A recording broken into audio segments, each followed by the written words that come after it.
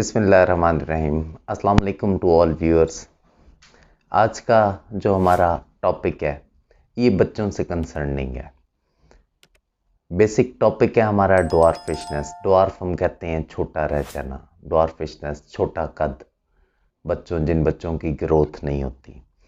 लेकिन इसी टॉपिक के अंदर हम होम्योपैथिक में वो जनरल अद्वियात जो बच्चे हमारे देर से बोलते हैं, देर से चलते हैं, late to walk, late to talk हो गया, जो डेंटिशन में दांत निकालने के ज़माने में उनके इशू आते हैं, बच्चों की ग्रोथ ना होना, उनका सूखापन, हम इन टॉपिक्स को भी इसके साथ ही इसके अंदर, क्योंकि होम्योपैथिक मेडिसिन के अकॉर्डिंग वजूहात के साथ उनको डिस्कस करेंगे। और इंशाल्लाह इस वीडियो के अंदर आपको ये छोटा कद बच्चों का देर से चलना, बोलना और बच्चों के जो अमूमी जनरल मसाइल हैं, छोटे बच्चों से लेके उनके प्यूबर्टल ब्लोगत की एज तक जो मसाइल हैं, उन तमाम को हम डिस्कस करेंगे। और उसके मतलब जो होम्योपैथिक अद्वियात हैं, होम्योपैथिक का ट्रीटमेंट है, होम्योपैथिक कितनी इफ़ेक्टिव है, उस सब को हम आज डिस्कस करेंगे। तो ड्वार्फिशनेस बेसिकली कहते हैं छोटे कद को। जनरली प्यूबर्टल एज, ब्लोगत की एज जो कि 12, 13, 14 साल तक होती है, उस एज तक किसी भी बच्चे का हमारे रीजन के अंदर जो कद है, हाइट है, वो मिनिमम 4 फुट 9 इंच या इससे ऊपर हो जानी चाहिए। तो जिन बच्चों की हाइट 4 फुट या 4 फुट 1-2 इंच तक हो, वो तमाम के तमाम इस ड्वार्फिशनेस छोटे कद के अंदर शामिल होते हैं। अलामात इसकी यही होती हैं कि कद छोटा होना, बच्चों का सूखा होना, उनकी डाइट प्रॉपर ना होना, जो उस पे ये उसकी एक जनरल अलामात होती हैं, जो उनकी फ़िज़िकल अपीयरेंस होती है उससे हमें नज़र आ रही होती हैं। इसकी वजूहात क्या हैं? वजूहात में इसकी जो है सबसे पहले तो आ जाता है कि इनहेरिटेंस के अंदर, मौरूसियत के अंदर पेरेंट्स का कद छोटा है, बच्चों का कद भी छोटा होगा जीन्स के अंदर।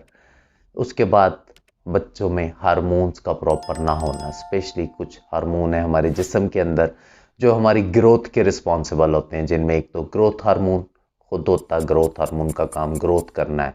उसके बाद TSH, थायराइड स्टिमुलेटिंग हार्मोन, और थायराइड ग्लैंड। स्पेशली ये इस वजह से मेंशन किए जाते हैं कि कैल्शियम बॉडी के अंदर, मसल्स, बोन्स के अंदर डिपॉजिट करना वो इस ग्लैंड की रिस्पॉन्सिबिलिटी होती है। तो अगर ये प्रॉपर ना हो, थ्रोट के इफेक्शंस हों, टॉन्सिलाइटिस हों, ये तमाम वो वजूहात हैं कि जिनकी वजह से किसी बच्चे का कद छोटा रह जाए या उसकी ग्रोथ के अंदर जो मुख्तलिफ मामलात आते हैं।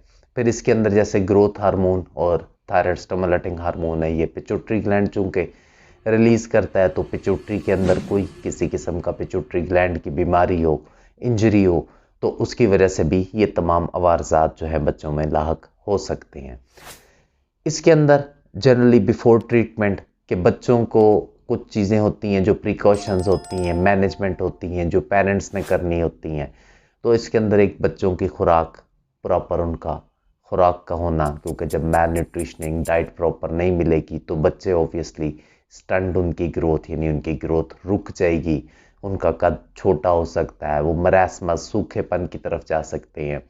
एक्सरसाइज का होना, वर्जिश बहुत ज़रूरी है बॉडी के मेटाबॉलिज्म के लिए, बॉडी के लिए एनर्जी प्रोड्यूस और ग्रोथ के अंदर एक बहुत बड़ा रोल है, तो वो एक्सरसाइज हो गई। उसके अलावा कोई भी डिजीज़ अगर किसी बीमारी की वजह से है तो उस बीमारी के इलाज, जैसे सपोज टॉन्सिलाइटिस, टॉन्सिल्स की वजह से बच्चों का कद रुक सकता है, थायराइड के अफेक्शंस हो, ग्रोथ हार्मोन उस बच्चों का प्रॉपर ना हो, जो भी बच्चों की बीमारी हैं जिनकी वजह, जो इनकी कॉज हो, रीज़न हो, उस रीज़न को दूर करना। होम्योपैथिक सिस्टम के अंदर जिस तरह पहले भी बताया गया आपको तमाम अपनी वीडियोस के अंदर कि होम्योपैथिक में ट्रीटमेंट जो है वो कॉजेशन, यानी वजूहात, कॉन्स्टिट्यूशन, साख, उनकी mental symptom, physical symptom, totality of symptom, ये तमाम अलामात को कलेक्ट करके, इकट्ठा करके उसकी बुनियाद के ऊपर कोई भी दवाई जो है वो सिलेक्ट की जाती है। तो जनरली जो हमारे पास ड्वार्फिशनेस, छोटा कद या बच्चों के अवारज़ आते हैं, उसमें हम कॉन्स्टिट्यूशनल साख्ती अद्वियात को बहुत ज़्यादा वैल्यू देते हैं होम्योपैथिक के अंदर। तो पहले हम कुछ साख्ती अद्वियात पे बात करेंगे, उसके बाद हम कुछ अलामती अद्वियात के ऊपर भी बात करेंगे। तो साख्ती अद्वियात कॉन्स्टिट्यूशनल रेमेडी में पहली दवाई है ब्रेटाकार्ब। ब्रेटाकार्ब का बच्चा, ब्रेटाकार्ब को कहा जाता है उमन बोनों की दवा, छोटे कद के बच्चों की दवा, जिनके हाथ छोटे हैं, टांगें छोटी हैं, उनका कद बढ़ नहीं रहा। और जनरली हमारे यहाँ जिन बच्चों में टॉन्सिलाइटिस की कंप्लेंट्स होती हैं, जिनमें थायराइड के अफेक्शंस होते हैं, उन बच्चों का कद छोटा रह जाए तो वहाँ पे ब्रेटाकार्ब हमारी एक बहुत बड़ी दवा के तौर पे। इसका बच्चा देर से बोलता है, इसका बच्चा इवन समझने में भी, कद के अलावा जिन बच्चों को देर से समझ आए बात, देर से वो पिक करेंगे अपनी बात किसी भी चीज़ को, तो वहाँ पे ब्रेटाकार्ब एक बड़ी दवा के तौर पे है। और टॉन्सिलाइटिस में इसको बेलाडोना, जो कि हमारी फर्स्ट एंटी इन्फ्लेमेटरी रेमेडी, वो बहुत अच्छा सपोर्ट करती है। दूसरी साख्ती दवा जो हमारी है वो है कलकेरिया कार्ब। कलकेरिया कार्ब भी हमारी एक कॉन्स्टिट्यूशनल रेमेडी है। बेसिकली ये जो बच्चों के अंदर अवारजात आ रहे होते हैं, मेजॉरिटी में इनका जो मियाज़मेटिक बैकग्राउंड है वो सो रहा होता है। ये जो हम इनिशियल कॉन्स्टिट्यूशनल रेमेडीज बयान कर रहे हैं, इनका भी मियाज़मेटिक बैकग्राउंड सो रहा है। तो उस पर throat affections, upper respiratory tract, tonsillitis, thyroid, इनके हवाले से अगर कद छोटा या ग्रोथ में आ रहा है तो हमारा एक नाज़ोडियाबैसिलिनम वो बहुत ज़्यादा इफेक्टिव है। वो उसकी एक डोज दे के आप उसकी आगे कॉन्स्टिट्यूशनल रेमेडी, देन उसके फर्दर जो भी सिलेक्टिव रेमेडी है उसको आप सेलेक्ट करके बच्चों को इन मुश्किलात से आप बचा सकते हैं। तो हम बात करते हैं दूसरी साख्ती दवा कलकेरिया कार्ब के ऊपर। कलकेरिया कार्ब बेसिकली बच्चे इसके ओबीज होते हैं, मोटे होते हैं, यानी उनका पेट बाहर को निकला होता है, फ्लैबी जिस्म पिलपिला होता है, सर के फ्रंटल सुचर खुले होते हैं, सर पे पसीना ज़्यादा आना, ऐसे बच्चों में जनरली पेट में कीड़े भी पाए जाते हैं। तो ऐसे बच्चों में अगर कद रुक रहा हो, उनकी हाइट बढ़ ना रही हो, तो उनके अंदर जो है कलकेरिया कार्ब एक इफेक्टिव रेमेडी है। और कलकेरिया कार्ब कैल्शियम भी डिपॉजिट करने में एक बहुत अहम रोल, कैल्शियम की कमी दूर करने में बहुत अहम रोल रखती है। तीसरी जो हमारी दवा साख्ती दवा आएगी वो है कलकेरिया फास्ट। जिस तरह कलकेरिया कार्ब का बच्चा मोटा होता है, कलकेरिया फास्ट का बच्चा दुबला पतला होता है, कैल्शियम डेफिशिएंसी होती है। छोटे बच्चे स्पेशली जो दांत निकालने के दौर में जिन बच्चों को डेंटिशन के टाइम के ऊपर डायरिया हो जाता है, चिड़चिड़ापन आ जाता है, बच्चे सूखते जाते हैं, कलकेरिया फास्ट उन बच्चों के लिए भी अहम दवा है। और जिन बच्चों का कद ना बढ़ रहा हो उनके लिए भी एक बहुत अहम रोल रखती है। उसके बाद हमारी अगली जो साख्ती दवा है वो है नेट्रोम्योर। नेट्रोम्योर का पेशेंट, नेट्रोम्योर का बच्चा, नेट्रोम्योर की एक सिम्टम है स्पेसिफिक के अपर बॉडी एमेसिएशन, के ऊपर का धड़ बच्चे का सूखा हुआ होगा, कमज़ोर होगा, नीचे का धड़ उसका फूला हुआ होगा, और साल्ट कैरविंग। नेट्रोम्योर बेसिकली आम खुर्दनी, नमक, आम खाने का नमक उससे बनती है कि बच्चे में नमक मांगने की बहुत ज़्यादा उसको रुझान होता है, कि बच्चा उसका नमक खाने की बहुत ज़्यादा ख्वाहिश करता है। उसके बाद हमारी इसी के पैरेलल एक और दवाई है एप्रोटेनम। एप्रोटेनम के पेशेंट का जो बच्चा पेशेंट होता है इसका, जिस तरह नेट्रोम्योर में अपर बॉडी एमेसिएशन है, एप्रोटेनम के अंदर लोअर बॉडी एमेसिएशन है। निचला धड़ बच्चे का सूखा हुआ होता है, अपर बॉडी कंपैरेटिवली उसकी बेहतर होती है। ये एप्रोटेनम की स्पेसिफिकेशन है। ऐसे कमज़ोर बच्चों का कद ना बढ़ा हो तो वहाँ पे एप्रोटेनम एक हमारी इफेक्टिव दवा के तौर पर है। और इसी तरह हमारी एक आयोडम रेमेडी है। नेट्रोम्योर में अपर बॉडी एमेसिएशन है, एप्रोटेनम में लोअर बॉडी एमेसिएशन है, जबकि आयोडम के अंदर बच्चा खाना पीना, उसे खुराक प्रॉपर मिल रही है, वो खा पी रहा है, लेकिन उसके बावजूद वो दिन ब दिन सूखता जा रहा है। ऐसे बच्चों में कद ना बढ़ना या कोई भी किसी किस्म के मामलात आ रहे हैं तो उनको दुरुस्त करने के लिए हमारे पास आयोडम एक बड़ी दवा के तौर पे है। फिर हमारे पास एक इफेक्टिव रेमेडी के तौर पे आती है कैमोमिला।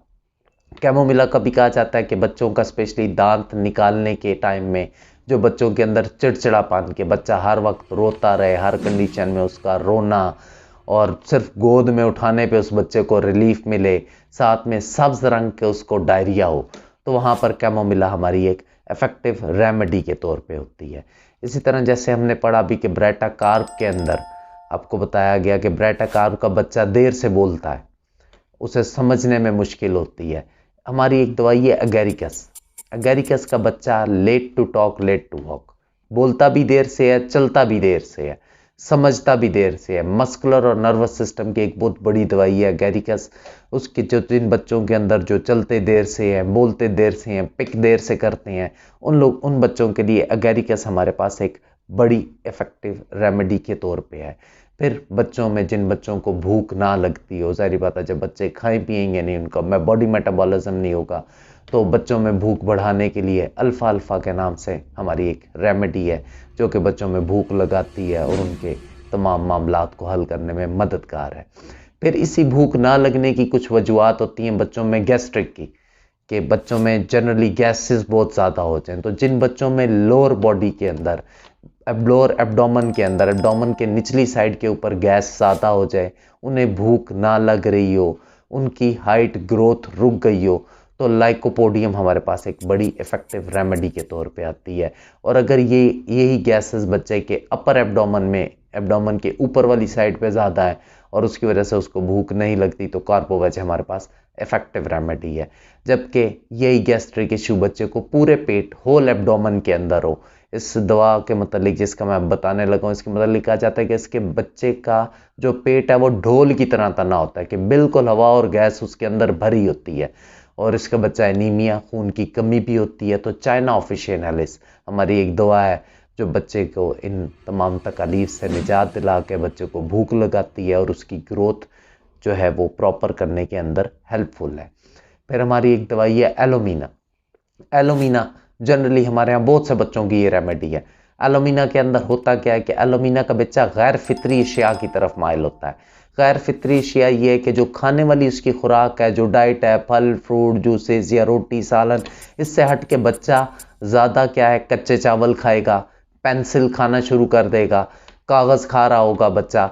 तो ये इस तरह की अशिया, जो गैर फितरी अशिया जो बच्चे खाते हैं, और ऐसे बच्चे जनरली कॉन्स्टिपेटेड, उनमें कब्ज होती है, लेकिन कब्ज के बावजूद उनका स्टूल जो पास मुश्किल से होता है लेकिन वो नर्म होता है। ये एलोमीना की स्पेसिफिक सिम्टम है। तो एलोमीना इन बच्चों के अंदर बहुत ज़्यादा इफेक्टिव है। उसके अलावा हमारे पास एक दवाई है टेरेंटोला।